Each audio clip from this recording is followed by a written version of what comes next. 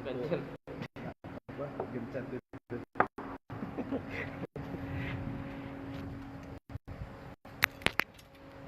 Jadi gencet jatuh dia.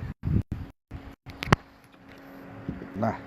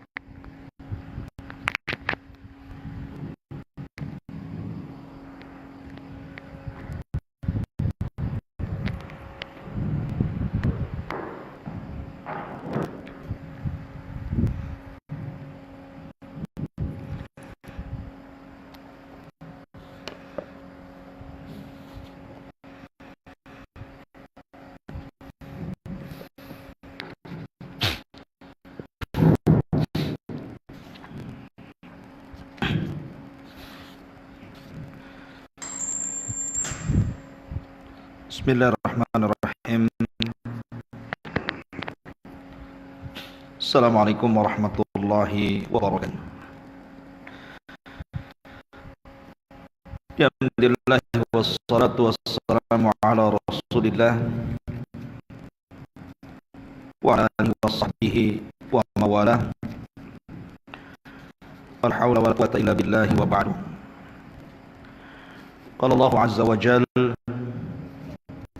Ya ayyuhalladzina amanu taqullaha haqqa tuqatih wa la tamutunna illa wa antum muslimun. Faqala sallallahu alaihi wasallam: Man salaka tariqan yaltamisu fihi ilma sahhalallahu bihi tariqan ila an-na'am ba'du. Ma'asyiral muslimin yang dimuliakan Allah Subhanahu wa taala, alhamdulillah malam ini kembali kita akan mengkaji tentang sirah dari ulama-ulama hadis. Dan malam ini kita mengisahkan satu ulama yang sangat fenomenal. Banyak pujian para ulama mengalir kepada ulama ini. Bahkan dia adalah salah satu dari madhab yang disepakati oleh para ulama walaupun madhabnya tidak tersebar. Siapa dia? Dia adalah Sufyan Ats-Tsauri rahimahullahu ta'ala. Yang dikatakan Imam Nawawi rahimahullahu ta'ala bahwa madhab yang disepakati itu ada 6. Pertama, madhab Ats-Tsauri. Yang kedua, madhab Auza'i. Yang ketiga, madhab Hanafi. Yang keempat, madhab Maliki. Yang kelima, madhab Syafi'i. Dan yang keenam, madhab Hambali. Akan tetapi madhab Ats-Tsauri nisbah kepada Sufyan Ats-Tsauri dan juga madhab Auza'i hilang dengan meninggalnya ulama ini. Dan tidak banyak murid-muridnya yang kemudian menyebarkan pahamnya sehingga kemudian hilang ditelan zaman, kecuali hanya 4 madhab yang kita kenal: madhab Hanafi, Maliki, Syafi'i dan juga Hambali. Orang yang kita akan kisahkan ini adalah orang yang sangat ajaib.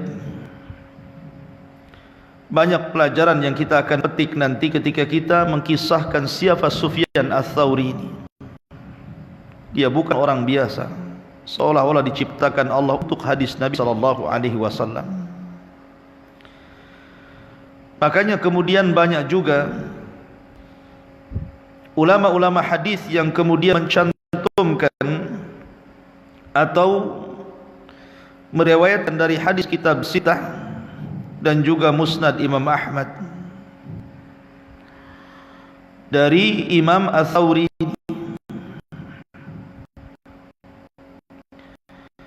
Ma'asyiral muslimin yang dimuliakan, karena juga seperti Bukhari, Muslim, Abi Dawud, Tirmidzi, Nasai, Ibnu Majah, kemudian juga Imam Ahmad meriwayatkan di dalam sahih dan sunan-sunan mereka.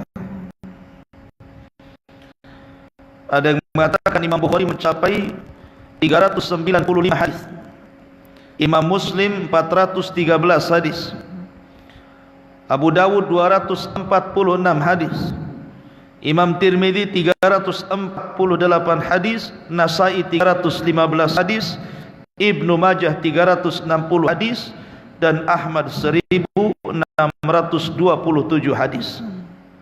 Diriwayatkan daripada Sufyan Ats-Tsauri dan dicantumkan dalam kitab-kitab mereka. Ma'asyiral muslimin yang dimuliakan Allah Subhanahu wa taala, dijelaskan oleh para ulama tentang bagaimana sosok Sufyan Ats-Tsauri ini.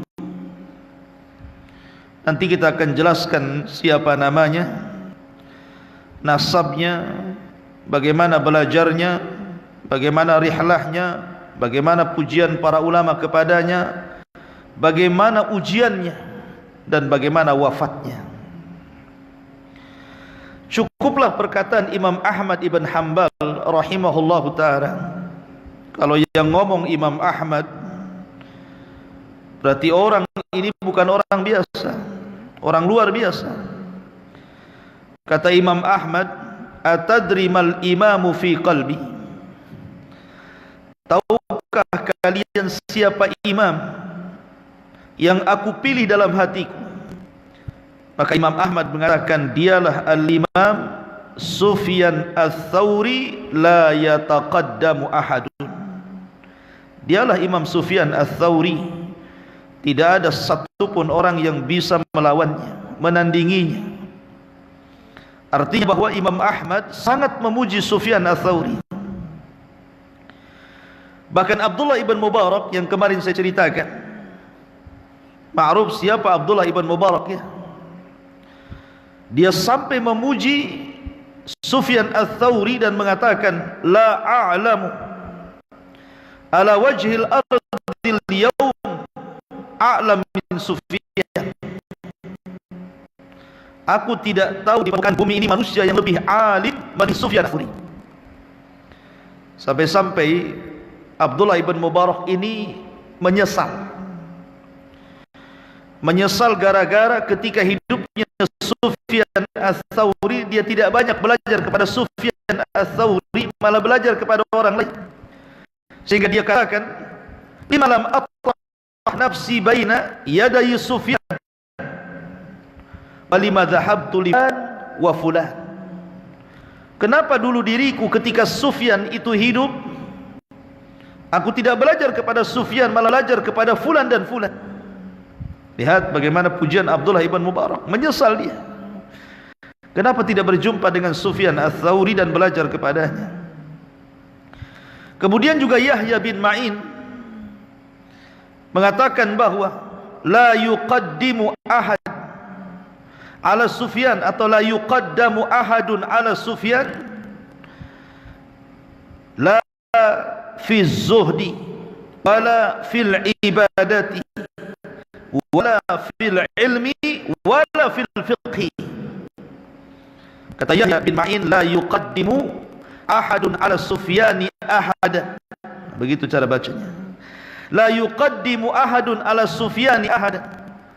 Tidak ada satupun manusia yang bisa menandingi Sufyan, tidak dalam zuhudnya, tidak pula dalam ibadahnya, tidak pula dalam ilmu, ilmunya, tidak pula dalam fikihnya. Ini manusia ajaib, manusia yang luar biasa. Ma'asyiral muslimin yang dimuliakan Allah Azza wa Jalla. Taib, kita masuk pada nama dan nasabnya. Sufyan Ats-Tsauri adalah Sufyan ibn Sa'id ibn Masruq, dan dia silsilahnya sampai kepada Adnan, artinya dia memang dari keturunan Arab. Sufyan ibn Sa'id ibn Masruq ini dilahirkan pada tahun 97 Hijriah dan wafat pada tahun 161 Hijriah. Maknanya dia di usia 64 tahun meninggal. Dan subhanallah, dia hidup di zaman Sulaiman ibn Abdul Malik, artinya dia hidup di antara dua kekuasaan, baik kekuasaan Bani Umayyah ataupun kekuasaan Bani Abbasiyah, karena dia hidup di akhir runtuhnya Bani Umayyah dan tegaknya Bani Abbasiyah. Jadi dia berjumpa dengan khalifah-khalifah Bani Umayyah dan khalifah-khalifah Bani Abbasiyah. Masyarul muslimin yang dimuliakan Allah Azza wa Jalla, Sufyan ibn Sa'id ibn Masruq ini dia memiliki ibu luar biasa. Makanya dalam dunia pendidikan, seorang ibu itu sangat berperan untuk anaknya. Rata-rata para ulama dunia itu dicetak oleh ibunya, bukan oleh bapaknya. Imam Syafi'i dicetak oleh ibunya sehingga menjadi ulama dunia. Imam Malik dicetak ibunya sehingga menjadi ulama dunia. Imam Ahmad dicetak ibunya sehingga menjadi ulama dunia. Termasuk juga Sufyan Ats-Tsauri yang mencetak ibunya. Ketika kecil, Sufyan Ats-Tsauri ini senantiasa diperintahkan ibunya untuk belajar. Jadi ibunya itu mengancam Sufyan ini, mengancam Sufyan dan mengatakan, idhab fatlubal ilmi, pergi kamu cari ilmu sebanyak-banyaknya, dan saya akan berikan apa kebutuhan. Kalau kau suka, belajarlah di situ. Tapi kalau kamu tidak suka belajar, maka jangan harap kau mendapatkan apapun dari ibu. Begitulah. Makanya anak muda yang belum menikah, cari ibu yang bisa mendidik keturunannya. Jangan cantiknya saja. Nanti kalau cantiknya saja, kalau bego masalah. Gak apa-apa, gak seberapa cantik, tapi cerdas dan bisa membimbing keturunannya. Karena bagaimanapun Allah mengatakan, wa kana abuhuma salihah. Ketika Musa alaihi salatu wassalam belajar kepada Khidir, kemudian dia keluar dari desa yang bakhil, ada bangunan yang hendak roboh, dibenerin. Kata Musa, buat apa kita benerin rumah yang akan roboh, enggak jelas penghuninya ini. Bagus kita cari rumah yang jelas penghuninya, kita dapat upah, kita bisa beli bekal. Katanya Nabi Khidir, tidak anak, bahwa bangunan ini punya anak yatim, keduanya ada di kota, dan dulu dia turunan dari orang tua yang saleh dan salehat. Begitulah Allah jaga. Kemudian juga, makanya wajar setelah kemudian ibunya terus mendorong anaknya untuk belajar, mencari hadis Nabi SAW, sara amiral mu'minina fil hadis. Makanya Sufyan menjadi amiral mu'minin di dalam hadis. Bahkan ayahnya juga bukan orang biasa, dia seorang muhaddis, saduqun, thiqatun, dan dia namanya Sa'id. Adapun kakeknya Masruq adalah salah satu dari tentara yang bergabung dengan tentara Ali radhiyallahu an dan kibarut tabi'in, dan dia terlibat dalam perang Jamal, berada di saf Ali bin Abi Thalib. Itu kakeknya. Taib. Sufyan Ats-Tsauri rahimahullahu taala, Allah subhanahu wa taala berikan rizki hafalan yang sangat kuat. Sekali dengar langsung hafal. Sekali dengar langsung hafal. Kalau kita sekali dengar langsung lupa, itu bedanya. Ini sekali dengar langsung hafal. Suatu ketika dia masuk kepada majlisnya Hisham ibn Urwah. Hisham putranya Urwah bin Zubair, Zubair bin Awwam, artinya keponakannya Aisyah radhiyallahu anha. Jadi Hisham bin Urwah ini karena seorang alim min ulama Islam, dia membacakan hadis-hadis Nabi sallallahu alaihi wasallam. Lah salah satu muridnya adalah Sufyan Ats-Tsauri. Dia duduk di majlis tanpa mencatat, mendengar gitu saja. Setelah kemudian banyak diriwayatkan hadis Nabi sallallahu alaihi wasallam oleh Hisham ibn Urwah ini, kemudian Sufyan mengatakan, "Wahai imam, wahai guru, perlukah saya ulangi apa yang kau katakan tadi?" Kata Hisham, "Coba kau ulangi." Fa'adahu hifdhan, maka dia bisa mengulangi tanpa ada kesalahan dari hafalannya, padahal dia sami'a marratan wahidah, hanya mendengar satu kali tapi langsung nancap hafalannya gitu ya. Makanya dia sendiri ngomong pada dirinya, tidaklah sesuatu yang ku dengar kecuali langsung terekam dalam otakku. Inilah keajaiban Sufyan ibn Ats-Tsauri. Sufyan Ats-Tsauri luar biasa hafalannya. Bahkan suatu ketika kawan belajarnya itu hilang kitabnya, kitab diat yang sudah dicatatnya itu. Di situ banyak hadis, ratusan hadis Nabi. Kemudian ketika dia hilang kitabnya, dia bertanya kepada Sufyan, "Ya Aba Abdillah," kunyahnya, "Ya Aba Abdillah, bisa enggak kau ulangi apa yang disampaikan guru kita tentang kitabud diat itu?" Maka Sufyan mengulangi dengan hafalannya, dan kawannya mencatat kembali dari Sufyan Ats-Tsauri. Itulah keajaiban Sufyan Ats-Tsauri rahimahullahu ta'ala. Ma'asyiral muslimin yang dimuliakan Allah subhanahu wa ta'ala, makanya wajar pujian para ulama mengalir. Di antaranya Sufyan ibn Uyainah, seorang alimin ulama'i Makkah, "Ma ra'aitu ahadan afdal min Sufyan wala ra'a Sufyan mithla nafsihi." Tidak pernah mengenal ada orang yang Sufyan sendiri enggak tahu kalau dirinya itu punya keistimewaan.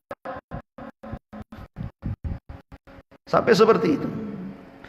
Bahkan dikatakan oleh Yahya bin Ma'in, dia mengatakan, "Ma khalafa ahadun Sufyan fi syai'in illa kanal qaulu qaulu Sufyan." Tidaklah seseorang berselisih masalah dengan Sufyan, berdebat dengan Sufyan, kecuali kebenaran ada pada lisan Sufyan Ats-Tsauri. Oh, luar biasa ya. Itu pernyataan Yahya bin Ma'in. Siapa Yahya bin Ma'in? Seorang alim ulama dunia, kawannya Imam Ahmad di zamannya. Bahkan dikatakan oleh Imam Waqi', Imam Waqi gurunya Imam Syafi'i, yang Imam Syafi'i katakan, "Syakautu ila Waqi su'a hifdin fa arsyadani bi an tarkil ma'si wa'lam bi annal ilma nurun wa nurullahi la yuhda lil 'asi." Imam Waqi mengatakan, "Kana Sufyan bahran." Sufyan itu bahran, lautan ilmu. Apa yang tidak kami ketahui dia tahu. Begitulah pujian para ulama. Dan banyak lagi kalau kita baca satu-satu pujian para ulama sampai Isya tidak selesai-selesai. Hanya bahas pujian saja. Kita masuk kepada ibadahnya. Sufyan Ats-Tsauri rahimahullahu ta'ala, kalau cerita ibadahnya subhanallah ikhwan, menakjubkan, sangat menakjubkan. Dijelaskan bagaimana ibadahnya Sufyan Ats-Tsauri rahimahullahu ta'ala. Di antara adalah dijelaskan Ali ibn Fudail Allahu ta'ala, "Ra'aitu Sufyan Ats-Tsauri haulal bait." Aku pernah melihat itu sujud di sekitar Ka'bah. Fatuftu sab'ata asabi'a qabla an yarfa'a ra'sahu. Sementara aku sudah tawaf 7 kali tawaf. Berapa sekali tawaf? 7 putaran. Kalau 7 kali tawaf berarti 7 kali 7 putaran. 7 kali 7 putaran berapa? 49 kali ya. 7 kali 7 49. Jadi 49 kali mutar Ka'bah. Ini Sufyan masih sujud, nggak bangkit-bangkit. Bukan tidur loh ya. Kalau kita sujud lama tidur ya. Jadi Sufyan itu terkenal kalau sujud lama banget ya. Bahkan juga dijelaskan oleh Ibn Wahab, ra'aitu ats-Tsawri fil Masjidil Haram ba'da al-maghrib shalla thumma sajada sajdatan falam yarfa ra'sahu hatta nudiya bi salatil isya.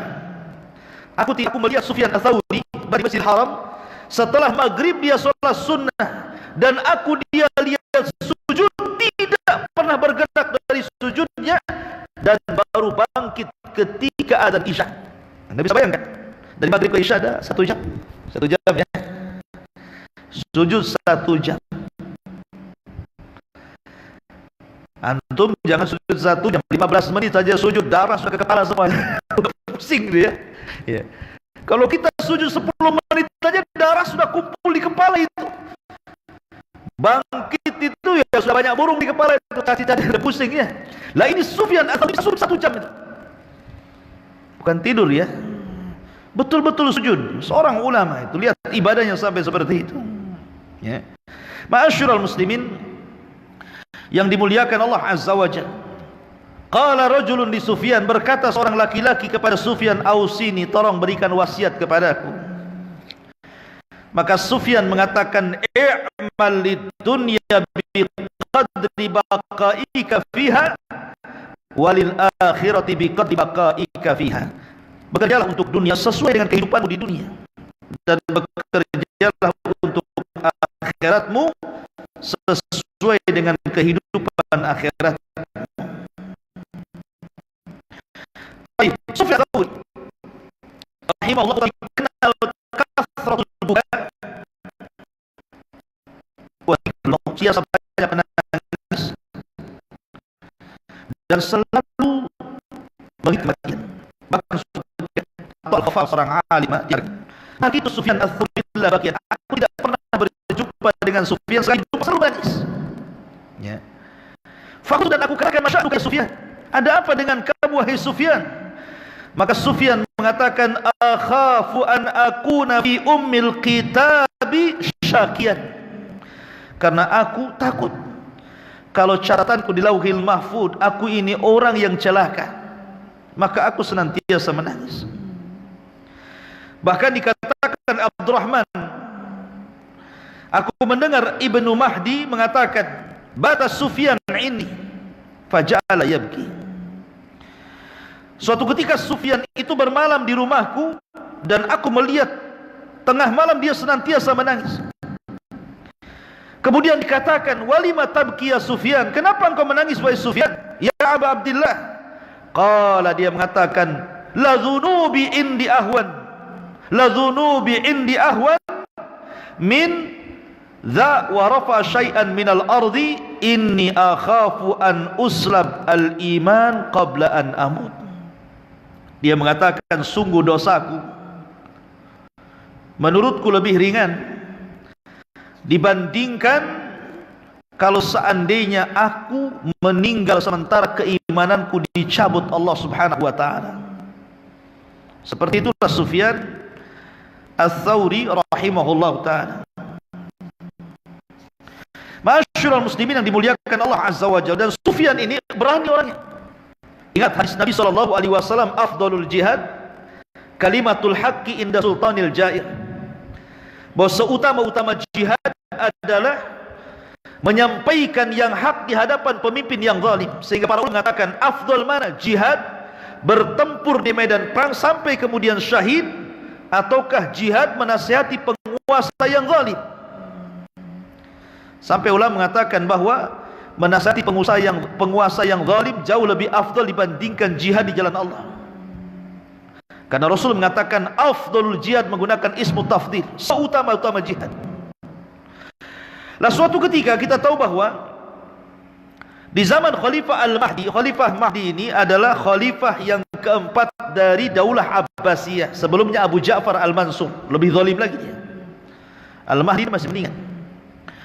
Lah suatu ketika ini sebenarnya imam ataupun Khalifah Al-Mahdi ini, khalifah yang keempat dari Bani Abbasiyah ini, meminta kepada Sufyan untuk menjadi qadhi, untuk menjadi hakim di negaranya berkali-kali, tapi Sufyan menolak dan menolak.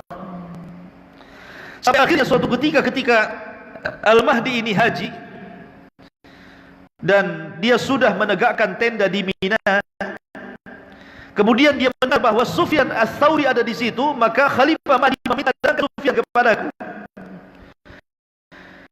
Maka datanglah Sufyan menghadap Al-Mahdi khalifah ini, mengatakan, ya ayyuhar rajul, talabnaka miraran fa'ajazta, alhamdulillahilladzi ja'a bika. Aku sudah meminta kepadamu wahai rajul, wahai Sufyan, agar engkau menjadi qadhi berkali-kali, tapi engkau menolak. Alhamdulillah kau sekarang datang di hadapanku. Irfa ilaina hajatah. Kalau begitu kau mau apa?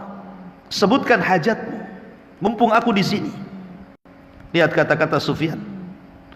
Qala, dia mengatakan, wa ma hajati wa qad mala'tal arda dulman wa jawran fatillah. Apa yang aku butuhkan darimu wahai khalifah? Sungguh engkau telah memenuhi bumi ini dengan kezaliman dan kejahatan, bertakwalah kau kepada Allah. Ada orang yang ngomong gini depan penguasa? Coba. Dia ngomong dengan depan penguasa itu. Ya. Apa yang harus aku butuhkan darimu? Engkau sudah penuhi bumi ini dengan kezalimanmu, dengan kejahatanmu, bertakwalah khalifah kepada Allah Subhanahu wa taala. Padahal Khalifah Mahdi ini termasuk orang yang peka dengan kesesatan. Banyak orang-orang zindik yang dipenggal oleh dia. Banyak orang-orang paham sesat yang dibiasakan oleh dia. Tapi walaupun demikian, tetap saja Sufyan Ats-Tsauri mengatakan, laqad mala'tal ardh zulman wa jawran. Kamu sudah memenuhi bumi dengan kezalimanmu dan kejahatanmu. Fattaqillah, bertakwalah kau kepada Allah. Coba, penguasa digitukan, apa enggak marah tuh? Tetapi Al-Mahdi cukup sabar. Dia hanya mengangguk-anggukan saja. Taib. Ya. Sekarang apa lagi? Ya. Kemudian dia mengatakan, irfa ilaina hajatakal akhar. Kalau begitu yang lain, kau mau minta apa? Selain itu kau mau minta apa? Maka Sufyan mengulangi lagi, kamu sudah memenuhi bumi ini dengan kezaliman dan kejahatan. Kata Mahdi, ilam astati an ughayyir. Saya sudah berusaha untuk mencegah kezaliman, kejahatan, tapi saya enggak bisa. Maka Sufyan mengatakan, tukhallihi ghair. Kalau gitu turun, ganti yang lain. Turun. Kalau gitu kok jangan jadi khalifah, ganti yang lain aja, katanya. Coba kalau ngomong begini di hadapan penguasa, kira-kira apa yang terjadi? Ditangkap enggak tuh? Langsung dicarikan pasal. Ya kan? Ma'asyiral muslimin yang dimuliakan Allah Azza wa Jalla. Kemudian kata khalifah, ifa ilaina hajatakal akhar. Dah, lukan yang ini. Minta apa lagi kamu? Maka kemudian kata Sufyan Ats-Tsauri, ittaqillah fi abna'il muhajirin wal ansar. Bertakwalah kau kepada Allah. Lihat anak-anak muhajirin dan ansar yang fakir-fakir itu, bantu mereka. Faqdi lahum hawaijab, bantu mereka. Kemudian apa lagi? Maka dia mengatakan, kau tidak lihat jemaah haji di hadapanmu, fuqara wal masakin, banyak fasilitas yang kurang memadai, banyak kebutuhan-kebutuhan yang kurang bagi mereka, cukupkan mereka. Ma'asyiral muslimin yang dimuliakan Allah Azza wa Jalla. Intinya bahwa lantang sekali Sufyan Ats-Tsauri menasihati khalifah. Tetapi sebelumnya memang ada kisah yang menarik.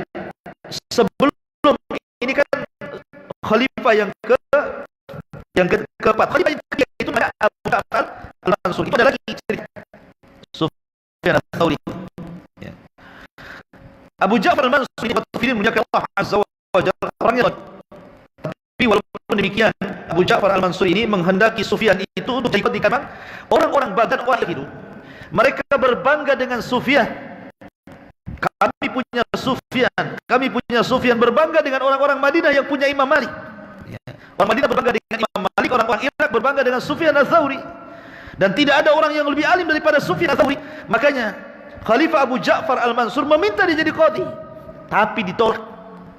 Sampai suatu ketika Sufyan Ats-Tsauri dihadapkan ke hadapan khalifah, dipaksa untuk jadi qadhi. Bayangkan, dipaksa jadi qadhi. Yang minta siapa? Khalifah. Kalau sekarang tenang, jadi hakim agung, luar biasa ya. Kandidatnya banyak. Kalau bisa kau saja, jangan biar aku yang jadi hakim. Kalau sekarang Sufyan tidak mau. Marah ini Abu Ja'far Al-Mansur ini. Akhirnya apa? Datangkan orang, penggal leher di hadapannya. Dipenggal betul leher orang itu. Kata Khalifah Abu Ja'far Al-Mansur, kalau kau tidak mau jadi qadhi, nasibmu sama dengan dia.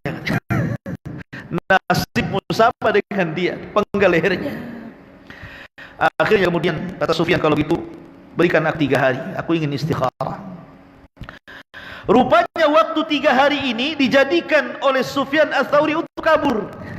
Jadi dia minta istikharah, tapi dia kabur. Kabur dia.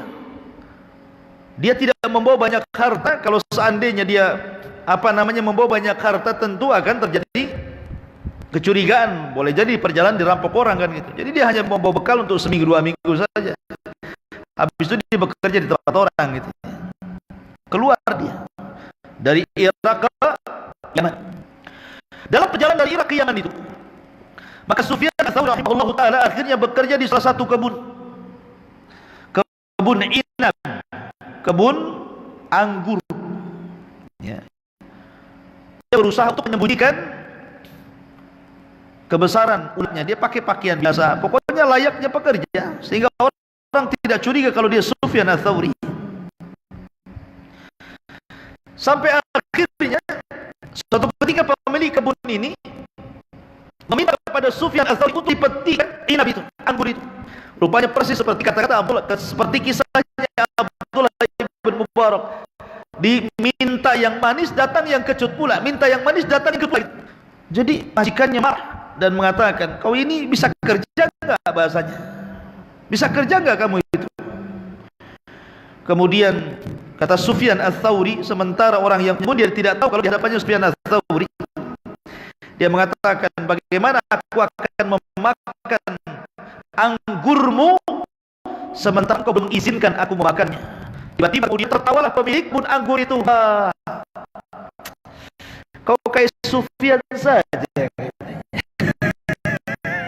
Apa pemilik kebun? Kamu kayak Sufyan saja, suara katanya. Kenapa? Karena terkenal bapaknya.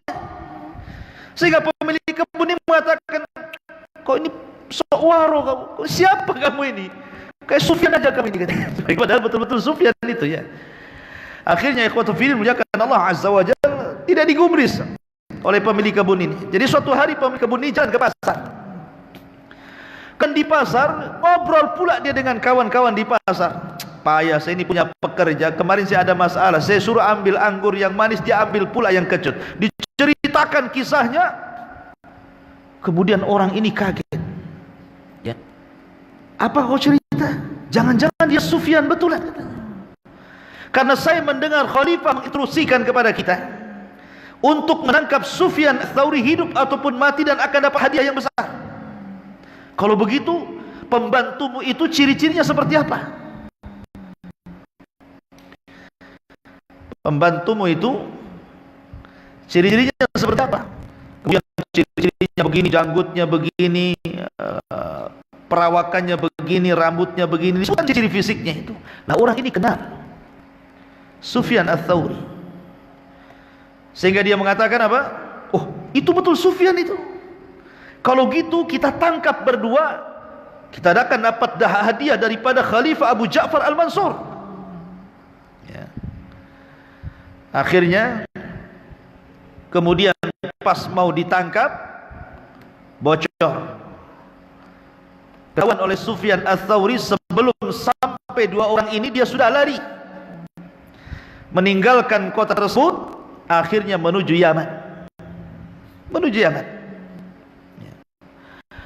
Sampai di Yaman, Akhirnya dia pun bekerja di pasar. Ya mungkin ngangkat-ngangkat barang orang yang jualan dan begitu seterusnya gitu kan. Akhirnya dia dituduh mencuri. Sufyan Ats-Tsauri rahimahullahu taala sampai di pasar, dia bekerja di pasar, akhirnya dituduh mencuri. Mencuri, ditangkaplah, kemudian dihadapkan kepada gubernur Yaman. Karena dituduh mencuri, dihadapkan kepada gubernur Yaman. Tetapi gubernur Yaman ini seorang alim. Dia tahu muka pencuri dengan muka yang tidak pencuri, dia tahu. Masa pencuri kayak gini gitu kan, nampak mukanya ini orang pencuri bukan, masa penjahat kayak gini gitu. Dia melihat ada aura ulama itu, aura ulama daripada Sufyan Ats-Tsauri. Ada karisma yang luar biasa. Akhirnya dia meminta kepada orang yang menangkap Sufyan Ats-Tsauri, keluar. Akhirnya keluar semuanya. Maka berhadapanlah gubernur Yaman dengan Sufyan Ats-Tsauri. Kata gubernur Yaman, "Masmuk, siapa namamu?"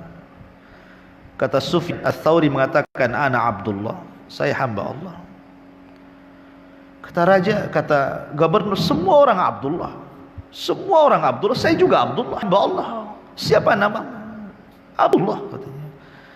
"Uqsimu billah," katanya, "aku bersumpah kepada Allah, siapa nama yang ibumu memberikan kepadamu?"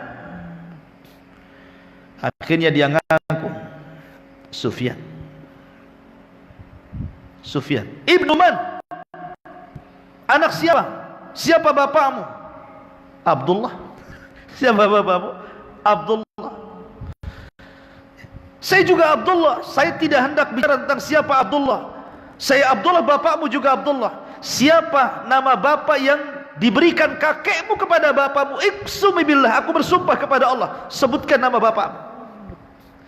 Akhirnya dia mengatakan, As-Sa'id, Sa'id ibn Masruq. Iya, Sa'id ibn Masruq. Kamu itu Anda Sufyan ibn Sa'id ibn Masruq? Iya, saya Sufyan ibn Sa'id ibn Masruq. Karena sudah ketahuan identitasnya. Ya, ulama yang kondang itu. Ya. Pokoknya setiap pertanyaan iya. Ini Yaman ini, gubernur Yaman kasihan dengan Sufyan, dia ingin menolong. Dia mengatakan, "Ya Sufyan, aku tahu kau seorang ulama, tidak pantas kau diburu oleh khalifah.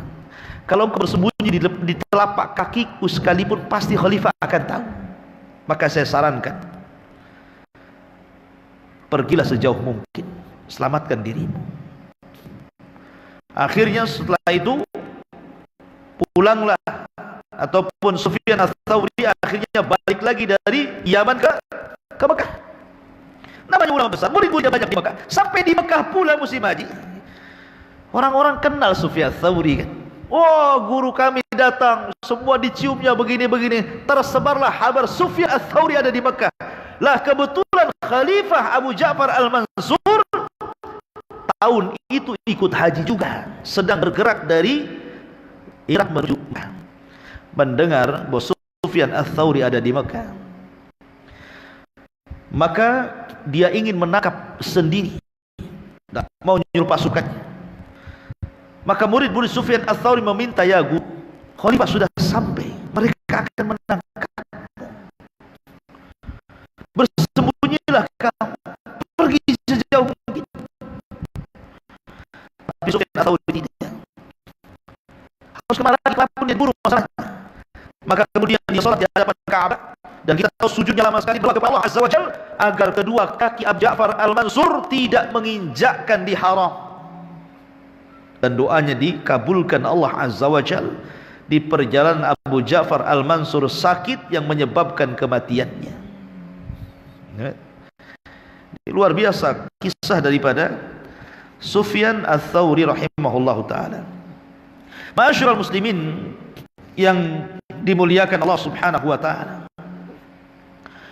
la Sufyan Ats-Tsauri rahimahullahu ta'ala, di antara bagaimana dia itu sangat keras dengan orang-orang yang menyimpang dari sunnah. Akidahnya bagaimana beliau luar biasa, ikhwan. Jadi betul-betul dia kalau ada orang menyimpang itu marah. Sampai-sampai dijelaskan ketika membahas tentang akidahnya Sufyan Ats-Tsauri rahimahullahu taala. Suatu ketika ada orang datang kepada Sufyan Ats-Tsauri dan bertanya soal orang yang sholat diimami oleh seorang yang berpemahaman Qadariyah. Bagaimana hukumnya? Ya Sufyan, di negeri kami, imam kami itu pemahamannya sesat Qadariyah. Boleh enggak saya sholat di belakangnya? Maka kata Sufyan Ats-Tsauri, la tuqaddim, jangan kau jadikan dia jadi imam. Jangan kau jadikan dia jadi imam. Kemudian dia mengatakan, huwa imamul qaryah laisa lahum imam ghairah. Tapi itu imam desa tersebut tidak ada lagi imam kecuali dia, masalahnya. Kata Sufyan Ats-Tsauri, dia mengatakan, la tuqaddimu, la tuqaddimu. Jangan kau jadikan dia imam, jangan kau jadikan dia imam. Wa ja'ala yasis, sampai dia berteriak-teriak mengatakan, jangan jadikan dia imam. Gitu ya. Betul-betul dia keras. Makanya Sufyan Ats-Tsauri mengatakan, al-Jahmiyatu kuffarun wal Qadariyah kuffarun. Jahmiyah itu kafir, Qadariyah itu kafir. Makanya kenapa dia mengatakan jangan jadikan dia imam? Karena Qadariyah itu kafir. Enggak mungkin sholat di belakang orang kafir. Sampai seperti itu. Sufyan Ats-Tsauri rahimahullahu taala ketika berusaha untuk menegakkan akidah Ahlussunnah wal Jamaah. Adapun zuhud beliau dikatakan oleh Syu'bah ibn Hajjaj, sada Sufyanun nasa bil wara'i wal ilmi. Sungguh Sufyan Ats-Tsauri itu pemimpinnya orang-orang yang hendak wara' dan ilmu. Dan Qabisah ibn Uqbah mengatakan, majalastu ma'a Sufyan majlisan illa dzukiratil maut. Tidaklah aku bermajlis dengan Sufyan Ats-Tsauri kecuali sebutkan kematian. Jadi Sufyan Ats-Tsauri itu selalu menyebut kematian dalam majlis. Jadi kalau dia mengajar itu tidak lepas daripada menjelaskan tentang kematian. Tetapi Imam Zahabi rahimahullahu taala, walaupun Sufyan Ats-Tsauri ini suka menangis, maksudnya dia suka menyebutkan kematian dan suka menangis, tetapi ada akhlak yang luar biasa. Apa kata Imam Zahabi rahimahullahu taala ketika mensifati beliau? Wa kana mazzahan bassaman ma ashabi. Tapi Sufyan itu suka bergurau, suka tertawa, tidak serius. Ini ulama satu ini aneh. Satu sisi dia suka menangis, sisi lain suka bergurau. Tidak mengapa ini bergurau juga Sufyan Ats-Tsauri, suka tertawa gitu. Sampai kalau jalan sama dia, kemudian di jalan itu ketemu dengan manusia, maka Sufyan terkadang ngobrol. Jadi kawannya nunggu dia lama gara-gara apa? Bergurau dulu di situ. Ketawa gitu. Ulama tidak harus serius kan begitu. Ya. Ini enggak ya. Kalau bisa ustaz itu enggak boleh bergurau, harus serius gitu kan. Harus serius. Stres lah ustaz kalau ustaz tidak pernah tertawa, tidak pernah bergurau, malah stres dia. Rasul mengatakan, tabassumuka li akhika sadaqah. Senyummu kepada saudara betul sedekah. Ya. Jadi jangan serius. Kadang juga kita perlu ya gurau, bercanda. Sufyan Ats-Tsauri bercanda, apa salah? Ya. Selama candaan itu tidak halal, yang tidak ada faedahnya, dusta dan yang lainnya, tidak masalah. Ini sifatkan siapa? Yang mensifatkan Imam Zahabi rahimahullahu ta'ala. Masyarul muslimin yang dimuliakan Allah Azza wa Jalla. Baik, karena juga waktu, langsung saja. Wafatnya beliau, adapun wafatnya Sufyan Ats-Tsauri rahimahullah taala, dikatakan qala Ibn Sa'ad rahimahullah taala. Jadi Ibn Sa'ad menceritakan tentang wafatnya beliau. Sufyan Ats-Tsauri suatu ketika meminta kepada sahibnya membacakan surah Yasin. Kepada siapa? Kepada sahib. Dan ditanya, kenapa? Kenapa harus aku bacakan surah Yasin? Kemudian liyusahhila mauti, agar Allah memudahkan kematianku. Maka akhirnya kemudian dibacakan surah Yasin. Ketika dia nazah itu dibacakan surah Yasin. Sampai akhirnya belum selesai orang ini membaca surah Yasin, sudah meninggal dunia. Ya. Makanya di sini kita tahu bahwa ada hadis yang mengatakan lakinu mautakum biyasin. Ejahkan kepada orang yang meninggal itu surah Yasin. Mauta di sini maksudnya waqtal ihtidar, ketika hendak meninggal, bukan sebelum meninggal. Bukan sesudah meninggal, tapi saat meninggal. Ini bagi yang mensahihkan hadis ini, walaupun hadis ini adalah hadis yang lemah. Semua riwayat-riwayat tentang talqin kepada orang yang akan meninggal dengan surah Yasin semuanya lemah, tidak sahih. Tapi kalaulah memang hadis itu sahih, maka maksudnya membaca surah Yasin adalah saat ketika orang sedang meninggal dunia, dan tujuannya hanya untuk mempermudah keluarnya ruh saja, tidak lebih dari itu. Ya. Tetapi kalau berpegang dengan hadis yang sahih, maka itu lebih utama. Lakinu mautakum bila ilaha illallah. Ejahkan kepada orang yang sedang sakaratul maut dengan la ilaha illallah. Wallahu a'lam bishawab. Ini yang bisa sampaikan, mudah-mudahan ada manfaatnya. Subhanakallah bihamdika